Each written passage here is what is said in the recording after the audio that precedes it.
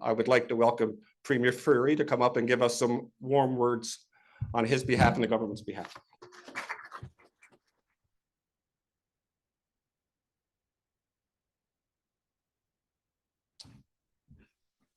Well, thanks very much. What a great crowd. Now, Jeremy, you're not going to block me out here, are you? Or what?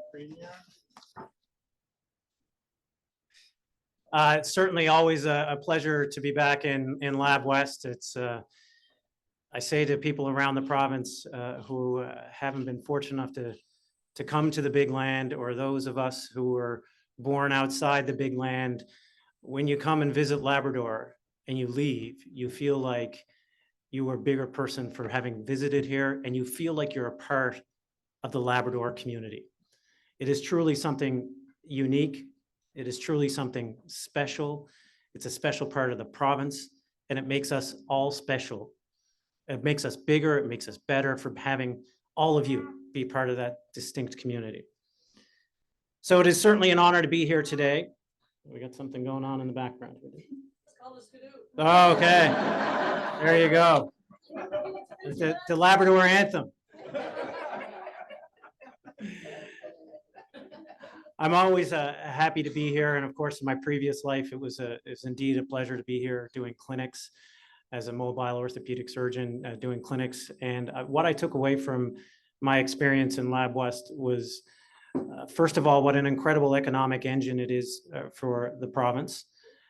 Secondly, the distinct sense of community that exists here. And that's largely because of the people in this room today. The volunteers, the people who step up for leadership roles, make this place truly special in the context of Newfoundland and Labrador. Of course, there are some unstoppable forces in the big land. And no, I'm not talking about the Churchill River just yet. I'm referring to MP Yvonne Jones, who's given 25 years of her life to supporting the people of Labrador and being a vocal, loud voice on your behalf to not just the people of the province, but indeed the people of the country and the people of the world. So thank you, Yvonne, for doing that.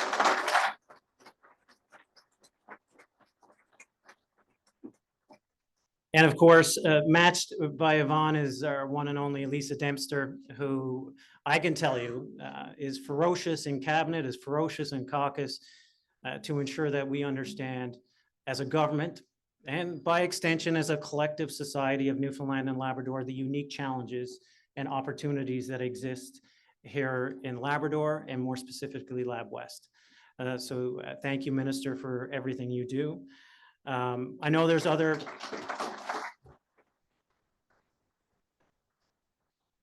elected officials in the room, and I'm sure I'm going to miss somebody along the way, but just let me say thank you to all of you, and thank you to Jordan, of course, who represents the area.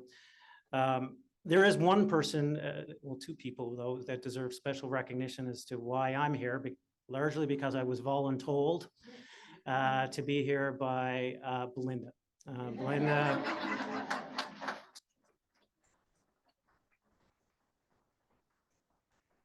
In a form not much different than this, Belinda told MNL, I believe, that I was coming without asking. And I know that that was supported wholeheartedly and with a loud voice from Ron. So thank you for both communities for creating this event. I know that Ron and I have spoken many times about how to come together in a forum that creates collaboration. And to see such a diverse group representing different agendas, but with one common theme about exercising our opportunity right now is truly, truly special, and as Premier is truly rewarding. So thank you, Ron, and thank you, Belinda.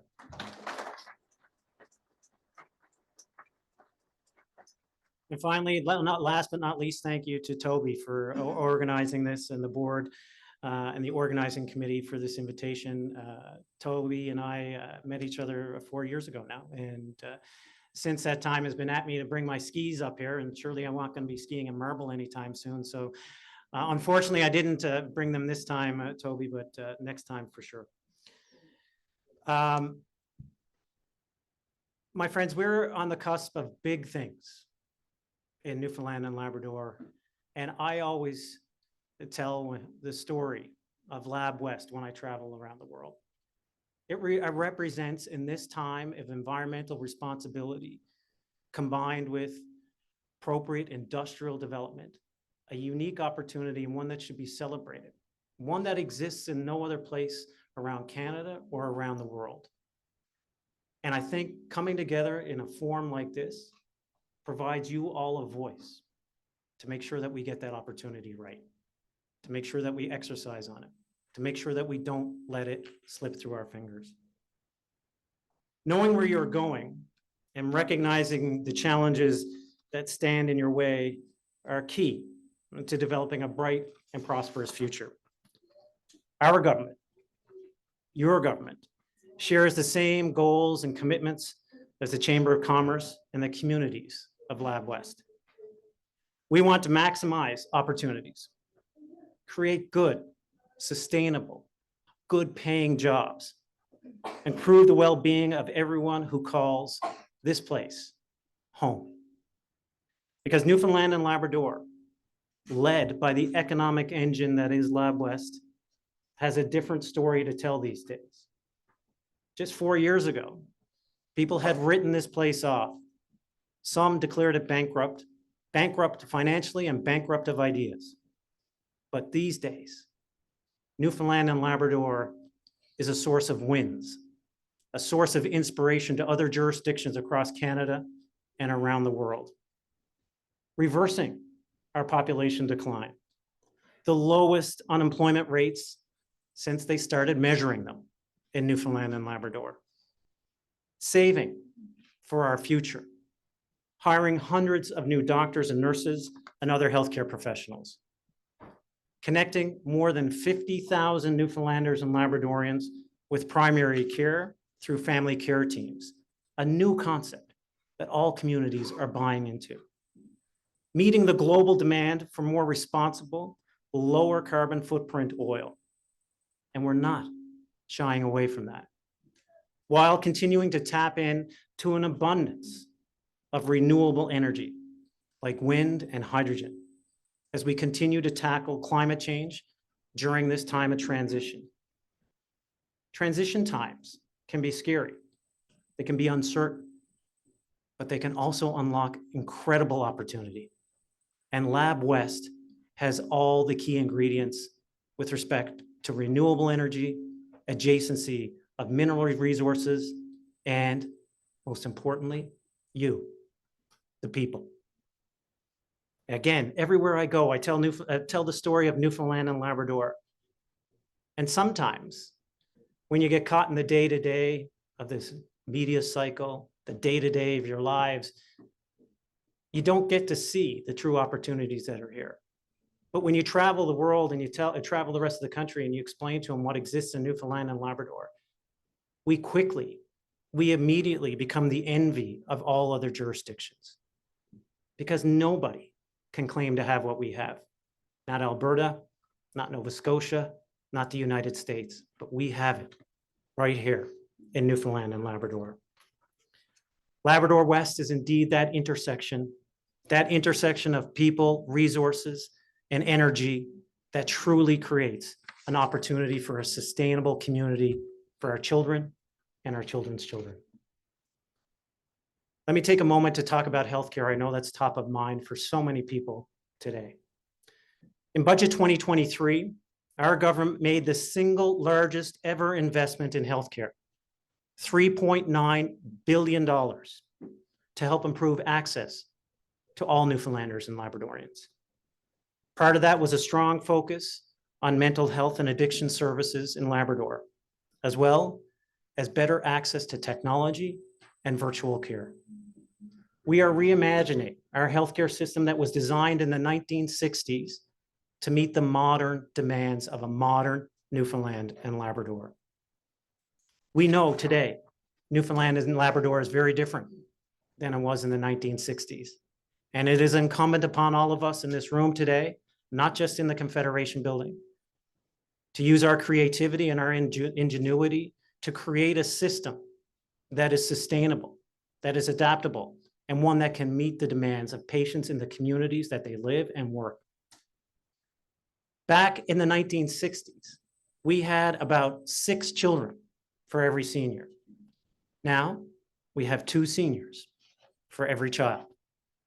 So it is not sustainable. And it's one that it is a challenge that this government has not ignored. It has captured, has leaned into, and has created a plan to change that system to meet the changing demands of the communities.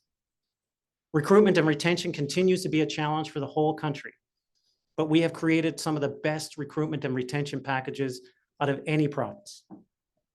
Newfoundlanders and Labradorians are creative, and our creative solutions to recruit and retain healthcare professionals, they are working. Slow, albeit, but they're working. And anybody, I wouldn't think that anybody in this room would believe anybody who came up to these mics and said, I have a solution that will work tomorrow.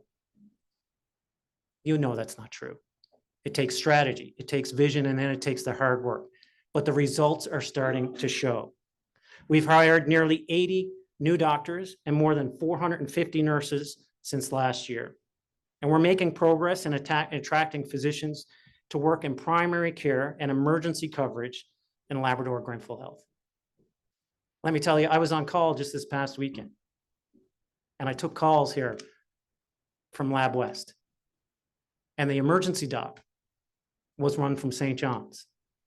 He was coming to Lab West to keep the emergency room open, but also because it's not because we asked. They understand the importance of sharing the services around the entire province, from St. John's to Lab West, to ensure that you're getting top level care. That will be an important plank moving forward. In areas like Lab West, where positions can often be difficult to fill, we are offering signing bonuses for eligible physicians to sign up with return of service.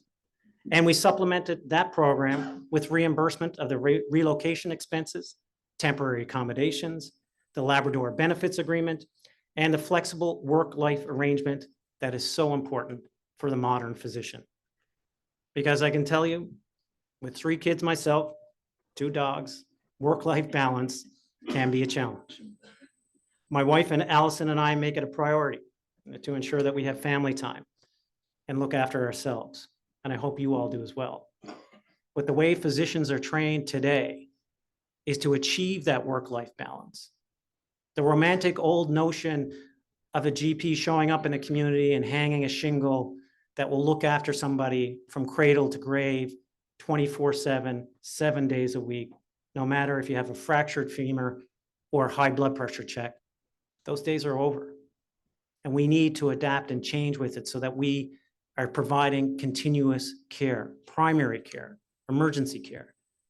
And the Health Accord, I know Dr. Parfrey spoke earlier, the Health Accord is a plan, a well thought out plan with steps involved to execute on just that. As I'm sure you all know, that this is working. As 2 physicians have signed up here in Lab West just within the last month. We are also advancing the family care team, a crucial plank of the Health Accord. And Pat, I don't know what, I missed Pat's talk. 20 years ago, oh really? Okay, well, I'm stealing your thunder there. Family care teams, for those that don't know, are crucial to a new modern healthcare system. What it does, it allows patients to be connected to a team of providers, nurses, doctors, physiotherapists, social workers, psychologists. Now that's good for the patient, but it's also good for those working in that environment. Because in order to achieve the work-life balance, if you think about it from a physician point of view, if you want to take 2 weeks off, you're abandoning your patients for 2 weeks, or you have to find a locum to come in and cover you for 2 weeks. If you're attached to a family care team, you know that you will always have someone there looking after you. You know that there will be a physician providing providing coverage when appropriate, but the team will look after you. It allows you to know that different than Dr. Smith that you used to have, you have a team of individuals looking after you. But equally, for Dr. Smith, you know that they're able to find that work-life balance. They're able to take time off. They're able to go to their son's hockey game or daughter's soccer game. They're able to achieve that because they work in a team. And that team is committed here in Lab West. It's one that we announced, it's one that we're committed to, and it's one that we continue to recruit for. We are making incredible strides in healthcare in your region, but we know there's so much more to be done. As part of our work to reimagine the healthcare system, our government is making it easier for people in rural and remote areas like Labrador to access healthcare services not available in their region, whether that's through virtual care or traveling physicians. This is a change in the paradigm from the way medicine used to practice. We moved the Medical Transportation Assistance Program, or MTAP, often a four-letter word, from the health department into Labrador Affairs, because we know what a burden it is. I heard it loud and clear. And we invested an extra $1 million into MTAP. We listened to our colleagues and our friends who deal directly with patients, advocates and stakeholders alike, and introduced enhancements. They suggested that MTAP have a voucher program. Well, now it does. Our government is also following through on a commitment to establish a provincial-wide integrated ambulance service, as recommended by the Health Accord. This is key in modernizing our province's healthcare system. We have an ambulance system that is equally stuck in the 60s. Calls this week, call on a patient from here, and then it's on me to figure out how we're going to get them to St. John's. That shouldn't happen. It should be an integrated system where Lab West talks to St. John's or wherever the tertiary care center is that they need to go. And that decision does not belong to the physician. It belongs to an integrated service, an integrated group of people making those professional decisions, recognizing where all the assets are, not just one or two, all the assets around the province are working together. It's probably shocking to hear, but that does not exist right now. Ambulance, air, and road do not always work in partnership. And we need to make sure that we're doing better and that they are working collaboratively and well aligned. And that will provide you with better care, will provide better care in the emergency department, and more efficient use of resources. Under the new system, we are making it clear that faster response times are needed. We can't have people stranded in Labrador when they need urgent care. Aircraft will be required to be in the air within 30 minutes, and backup must be available. Now, when I took over, one of the crises that everybody was asking me, especially in the national media, was the demographic crisis. This population trend of having too many seniors. Well, it's one that we leaned into. It's one that Minister Dempster, Minister Pike, Minister Parsons, and I made sure was a priority for our government. And I'm proud to say that Newfoundland and Labrador is in its third year of sustained population growth after decades of population decline. Statistics Canada is reporting that the population of our province has grown by more than 14,000 people.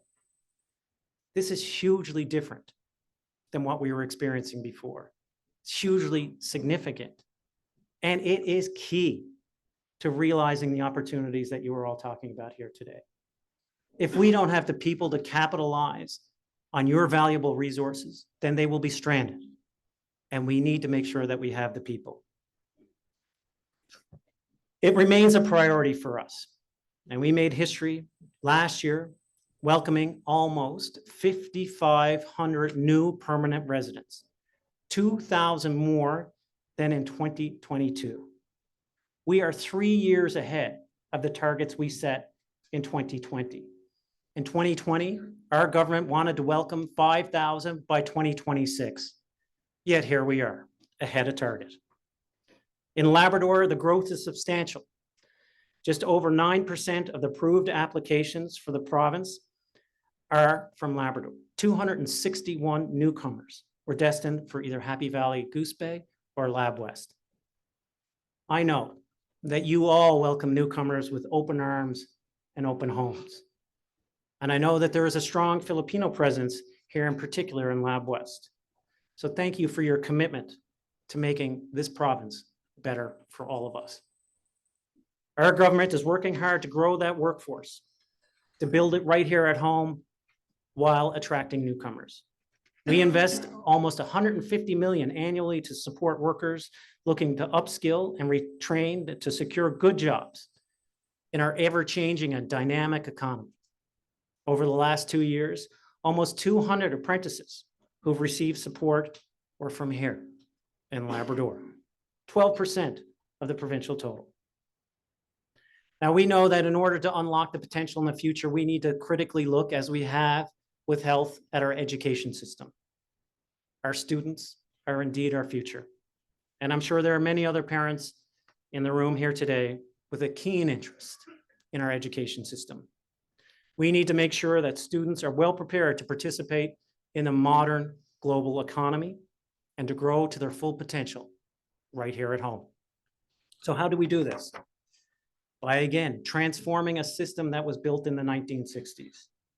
Education Accord NL, announced last month, is a collaborative, consultative approach which will lead to a 10-year plan, short, medium, and long-term strategies to establish an education system from early learning to post-secondary that better meets the demands of students today so that they can meet the demands of a global economy. Early childhood education is obviously key for our government. Shortly after becoming Premier, I implemented a $25 a day childcare program to help make it more affordable for families across our province. Now, with our partnership with the federal government, more than 8,600 children are in $10 a day childcare spaces, with those families saving thousands of dollars a year. And we're on track to create almost 6,000 for new childcare spaces by 2026. So while we would like to do it immediately, while we would like to do it tomorrow, this will take time, but there is progress. And Ron and Belinda and I have chatted many times about the pressure of daycare, the price of daycare, the pressure of spaces here in Lab West, and the subsequent downstream impact that that has on your community and on your businesses. We're fully aware and want to make it a better place. In Labrador, financial incentives support childcare services that are challenged by that geography and higher costs. We are also committed to growing the number of early childhood educators with our new wage grid, grants, bursaries, and a special Labrador allowance. And the Department of Education is collaborating with the NLTA to recruit and retain teachers throughout the province, more specifically here in Lab West. This includes supports like housing incentives and establishing permanent substitutes in Lab West to support the teachers who are here and need that extra bit of help. We know that housing is equally a challenge across all of the country. All you have to do is turn on the news. It's usually in the top 3 stories. Right across Canada, we are seeing challenges with accessing affordable housing and accessing housing that is equally affordable. So we developed a 5-point plan to help make housing more affordable. It involves making it easier for developers to build new housing, support for first-time homeowners, and providing funding to add basement apartments to your own homes. We also invested $80 million to add approximately 900 new affordable housing units across the province as we continue to refurbish Newfoundland and Labrador housing in Lab West and advance our continued discussions with your 2 mayors and the MP about how to create more affordable housing here in Labrador, here in Lab West more specifically, where the cost of construction, the cost of employment, and the overall cost of units is higher than the provincial average. We are committed to working with you for that. Minister Pike is committed to working with you on that. And we've made some great discussions and great progress between the communities with respect to affordable housing for seniors. Last year, our government has provided $4.8 million in funding for further housing support through Hope Haven here for the emergency response shelter as well. Now, it wouldn't be a conference in Lab West if I didn't talk about mining. So, as I've already stated, and as we've heard loud and clear, sometimes I know in these communities, in your communities, you feel like you're underappreciated with respect to the contributions that you make to Newfoundland and Labrador, to our treasury, to our overall social tapestry. But let me tell you, nothing is further from the truth. We completely value you for who you are, the communities that you are, and the economic engine that you drive. So I'm happy to talk about what you contribute to the province. Lab West, of course, is synonymous with mining and is a principal economic driver for the province. Oil goes up and down, commodities go up and down, but Lab West has been a true north for us in our economy. I've had the opportunity to tour the impressive facilities at Takora and IOC, and the commitment to safety, quality, and environmental responsibility that they display is second to none. Roughly 8,500 people work here in mines in Lab West, and we're a hub of operations, not just for Labrador, but for Quebec as well. We see the mining opportunities in Labrador as just truly unmatched, an unmatched opportunity for the province. We see the demand for critical minerals growing higher. We see the demand for high-grade, low impurity iron ore growing higher. And this is huge for you and for us. This is why this past fall we launched with the Minister Parsons, the province's $4.3 million critical minerals plan. A key focus of our plan is the importance of high-grade, low impurity ore that will be important in reducing our global efforts on carbon. In fact, we've redesignated high-grade, low impurity iron ore as a critical mineral, and Quebec has followed our lead. Too often when you think about critical minerals, people think about lithium, or they think about some other elements that are difficult to pronounce. But iron is going to be key in the green transition. The windmills, they used to be built of wood, but they're not anymore. And in order to start that process, we need a greener, lower carbon footprint extraction process. That can only start with a high purity ore body. So right here in Labrador, right here in Lab West, you have that. We have that.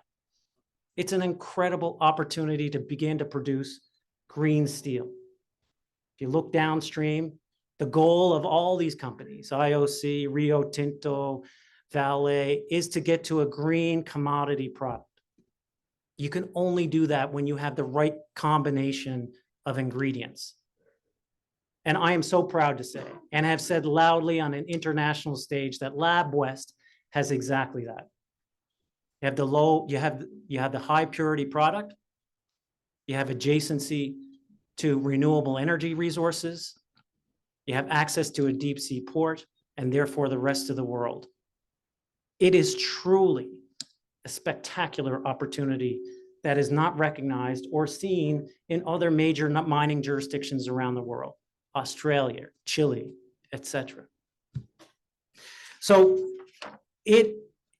let me say loud and clear that you are important. You're beyond important. This economic engine is essential to the people of Newfoundland and Labrador. It's essential now, but the untapped potential will create a boom across Newfoundland and Labrador that was never seen before. We need to make sure that we have the courage to recognize that opportunity, to meet the challenges head on, and truly understand the intersection of those ingredients that exist here in Lab West. Green energy, people, and ore. That is what this has that no one else has. We need to make sure that this does not slip through our fingers. And let me tell you, I know that hydroelectricity is a big topic of conversation in Labrador and across our province. It is a key ingredient to what I just described, a key component. As I've told businesses, some of whom are in the room today, as I've told other national leaders and international leaders, the days of our electrons and our ore body going somewhere else to be developed and processed somewhere else are over.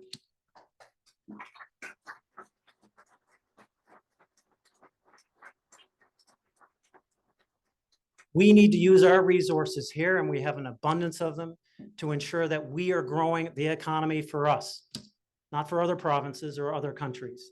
It has to happen here. We have incredible opportunity. We have incredible potential.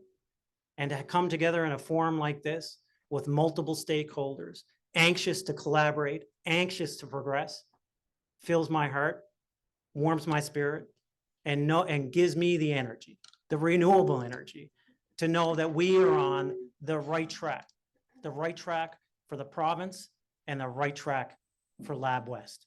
Thank you very much.